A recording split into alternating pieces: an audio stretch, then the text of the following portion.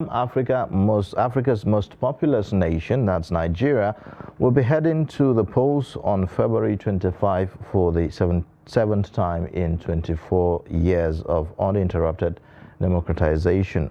Yet the upcoming presidential election is taking place amid deep economic hardship, record unemployment and inflation, persistent fuel shortages and repression of civic spaces, and worsening security conditions, particularly for the country's youth. The hugely consequential outcome will determine the country's demographic and democratic future.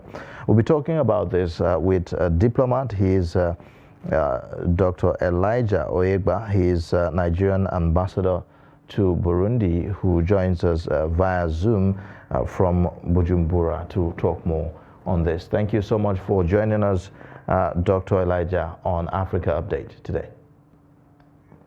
Thank you so very much. It's my pleasure. Thank you, Nigerians. Now let's start with the significance of this election in Nigeria to the African continent. What does it imply?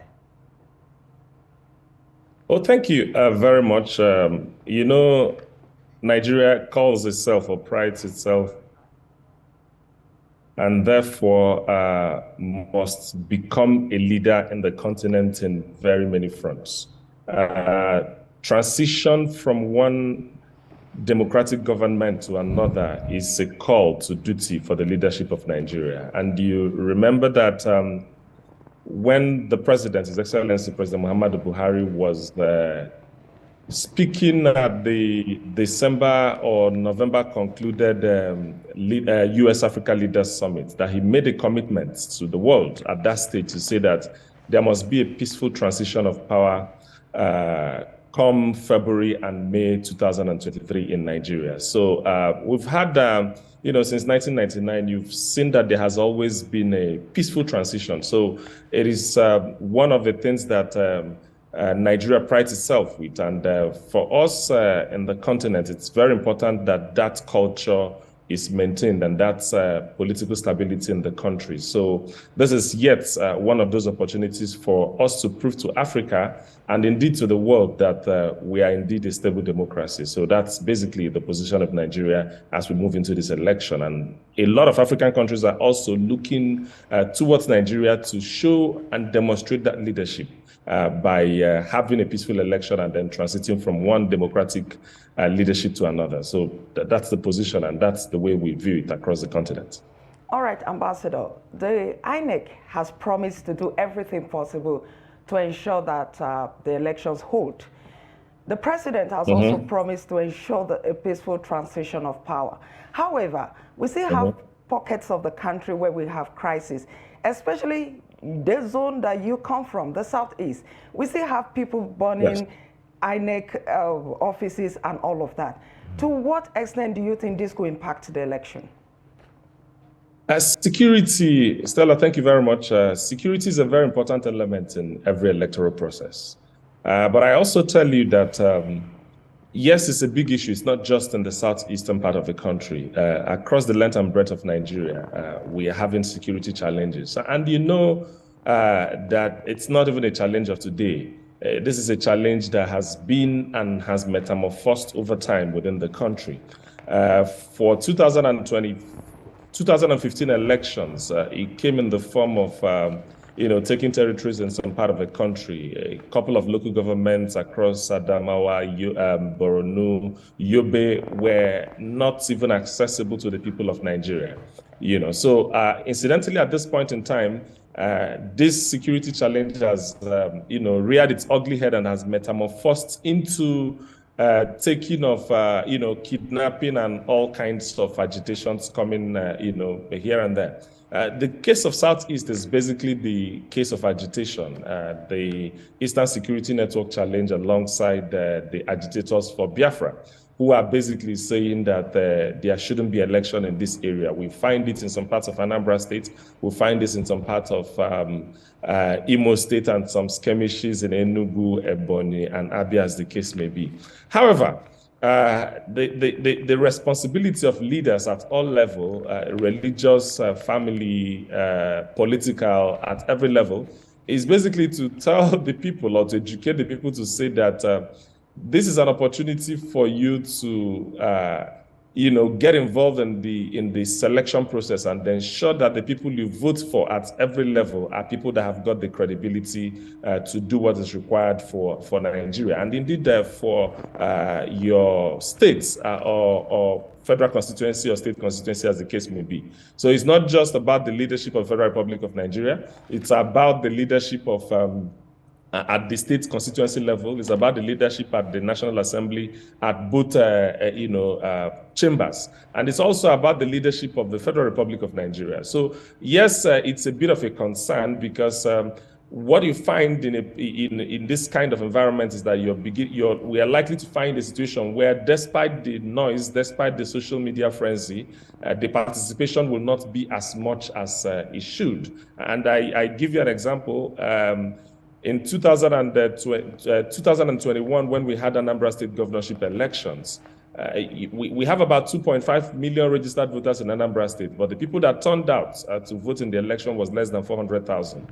So if you do the numbers, you find out that that is not even enough to determine, it's like not even up to 20% of the registered voters that determined who the governor eventually became. So these are the arguments that the leaders are putting on the table, that people like us are saying, listen, we understand, you may be angry in one way or the other, but the right thing to do is not to begin to destroy things or begin to kill one another in order to drive home your point. If you kill somebody to drive home your point, the person is late already. So in most cases, you don't even end up, you just scare the rest of people from coming close to that area. And at the end of the day, democratic process means that someone must emerge.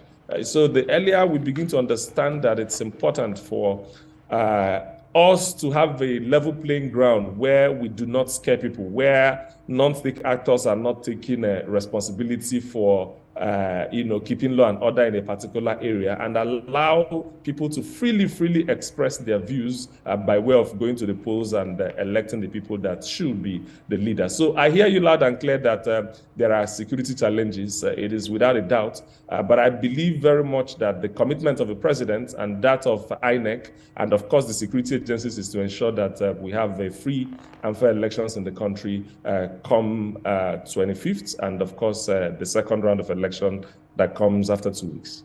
Okay, there are those who may say, well, the commitment of the president may not necessarily be enough in ensuring that we have a free, fair, and transparent election, especially if you look at attacks on opposition parties in some states.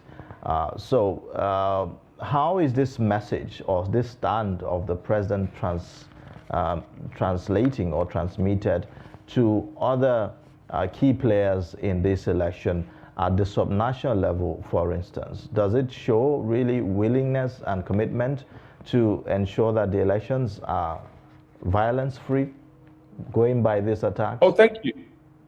Thank you, my brother. I think something has to be very clear here. The body language of the president, and indeed that of the presidency, towards anything electoral process since he even came to power in 2015 is very clear. This is a president that has never interfered in any electoral process. This is a president that, is always the first to call a governor or someone that is just, been elected by the people, irrespective of a political party. We saw this in Osun State. We saw this, and indeed quite a lot of elections that has happened in the country. So even opposition cannot accuse the president of, not having the will to conduct a free, fair, and credible elections. So this is very clear, and you hear that, when opposition speaks. You hear they always go out to commend the president for his posture, with respect to having a free and fair elections conducted in Nigeria. And I honestly do believe that the president wants to bequeath this free and fair election as, a legacy to the country. And indeed, it's also one of the things he benefited, because election was conducted, he won, and the sitting president at the time called him to congratulate him. So I think that it's also one of the things that brought him to power, that he would also want to pass on to the next incoming government. But how about, you know, the challenge is not even from the leadership position, the way I see it. The challenge is from the actors in the political space, which is the political parties themselves. You know, in Nigeria, sometimes it looks as though it should be a do-or-die affair. The presidency, the law enforcement agents are always willing to ensure a free and level playing ground for everybody.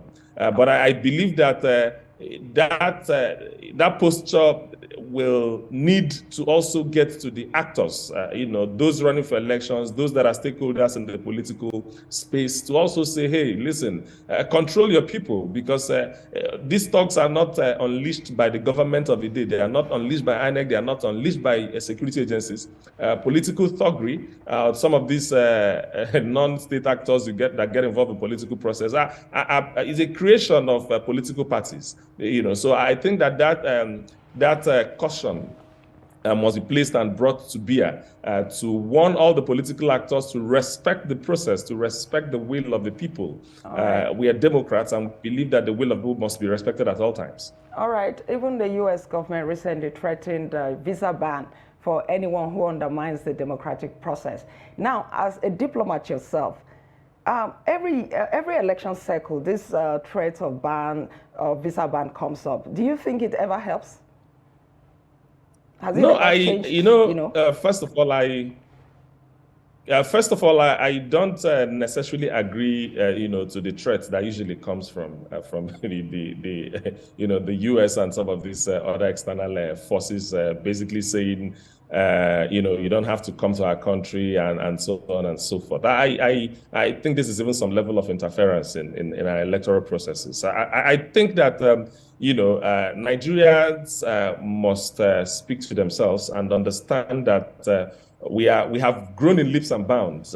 This is an electoral process that we observed that has moved from writing of results to a point where rigging election in Nigeria is practically impossible at this point in time. In 1999, in 2023, in 2003, in 2007, can you hear me? Can I go ahead? Please. Yes, go ahead.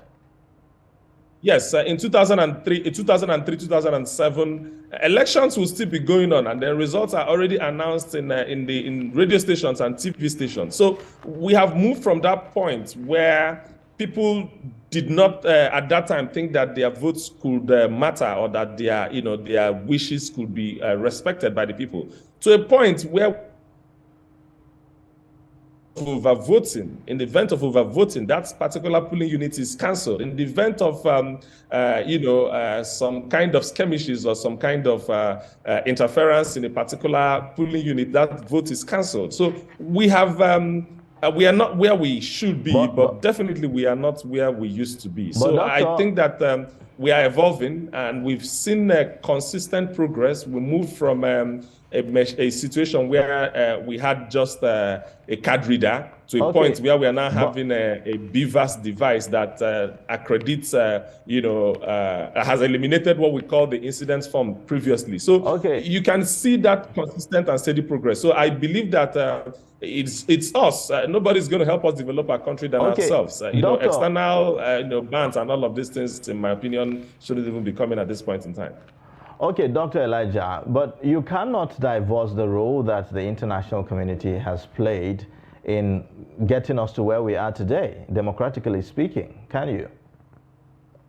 No, I can't. Let me tell you, you see, in the space where we operate, one of the things, or one of the rules in the diplomatic space is non-interference. Sometimes I've seen a situation where, I think sometime in 2015, before 2015 elections, the Secretary of State from the U.S. Came visiting to Nigeria. John Kerry a couple of times, met with the actors at that point in time. Even the President Obama had to speak to the people of Nigeria. All of these things are subtle ways and means of interference in the country's electoral process. We are a sovereign nation, for crying out loud. I do not think that it's out of, love for the country and all of that.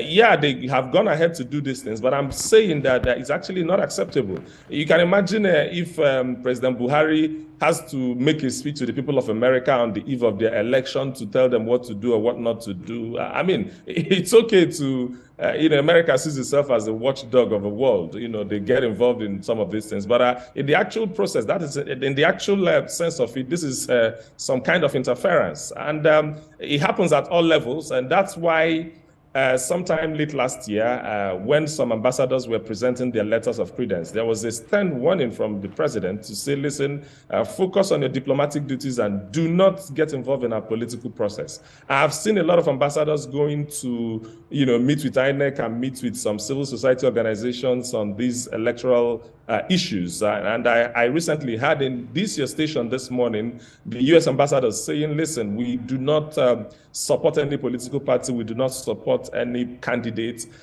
We only support the process.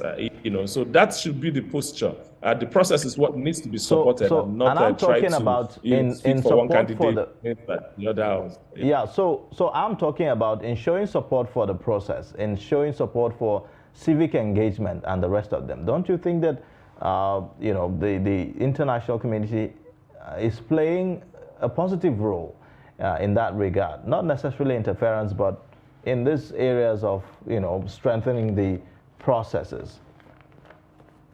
Well, like I said, for the process, it's okay. There's nothing wrong with that. Quite a lot of players in this space will always want to tell you that they are also for the process. But one of the things we've seen over the years, even in a lot of African countries, is that there's always external interference. If you go to, some West African countries where we've had coups these days, there's always some level of interference trying to upturn a sitting government, But like I said, we have also seen participation. These international communities try to get some NGOs formed, try to find a way to incite them against a sitting government. And we've seen them in various forms of shapes. But we're saying, listen, we know the difference between rain, and when you pour water on the ground. Where there is a genuine intention to support the process, we are all in for it. But the situation where we are also, we begin to see or insinuate or observe that things are going over the line, we also call the attention of the community or the particular player to say, no, I think we think that you are exceeding your bounds in this area. Okay. But yeah, to support the process, it is what I believe the responsibility of the international community should be limited to. Engagement is important, but believe you me, the engagement of having the people support the process by themselves. Like I said before, every Nigerian knows that right now that their votes can count. Every Nigerian knows that this president is not, going to interfere with the result of any elections. And I believe that if the election is declared today, I'm sure the president, irrespective of the person that wins the election, will pick up a phone, call and congratulate the person, so that there will be sanity in the system. We've made that progress as a nation. So we're just basically calling on the international community. Right, yes, Ambassador, we know you can ban people from coming towards, to your country, but also know the limits for which you express these views. For us, it's important that we allow the will of the people in the Federal Republic of Nigeria to come, to fruition. Right. And that is by way of allowing for free and credible elections. All right, Ambassador, I'm sure you understand, you know that the word Japa was popularized last year, and even till date is still there. Yes. People are still leaving the country for greener pastures, as it were. To what extent do you think this election, the outcome of this election, will contribute to maybe stemming the tide of people just going out of the country? I'm a diplomat, and one of the things we do a lot is to travel around. Japa it became very popular in Nigeria in the last 2 years. Let me just say that. But one of the things you find is that a lot of people travel because of lots of issues ranging from security to unemployment to thinking that the grass is always greener on the other side of the divide. I understand that. And quite a lot of young people are also getting frustrated, I must also admit, because from leadership perspective, the work of a leader is basically to present hope to the people and try to work, especially with the younger people, to let them see reasons for joining in the struggle. But we've seen a lot of people that leave Nigeria in the form of, trying to get greener pastures everywhere. But as an experienced traveler and someone that is also in this space, part of the things we know is that things are not always the way they seem. Whether you're in the UK or you're in America or you're in Canada, there is no place like home. One of the things we find, even when you move across the length and breadth of Africa, from West Africa, is that you find a lot of, Nigerians that are imprisoned in most of these countries in the world. As I speak to you today, there are about 1,500 Nigerians in prison in Malaysia. So people actually run out of the country, thinking that it's safer out there, but they also get there to find out that it's not as easy as they think. But again, the outcome of this election basically must also be to begin to orientate our people, particularly the younger ones, to say that there is no place like home. We know it. Nigeria is a country where even your brother can come to your house without giving you an invitation, and you cannot even, stop him from entering the house. Nigeria is a country where people just, absorb people from wherever they come from based on their family ties. So clearly, I see that happen. It is not, something that we can shy away from. It's a major challenge. People are running out of the country in droves. And it's important that, they also see this election as the will of the people. Because once the will of the people, in democracy, the minority will always have their say, but majority will have their way. Most importantly is to have a peaceful process that brings about a leader that is popular, because in democracy, it's actually popularity. So once people cannot question the processes of the election, what you're going to find is that people will respect the process. And then we have also looked at the manifestos of Thank you, Doctor. The leaders in this process. Yes. All right. Thank you, Doctor. Thank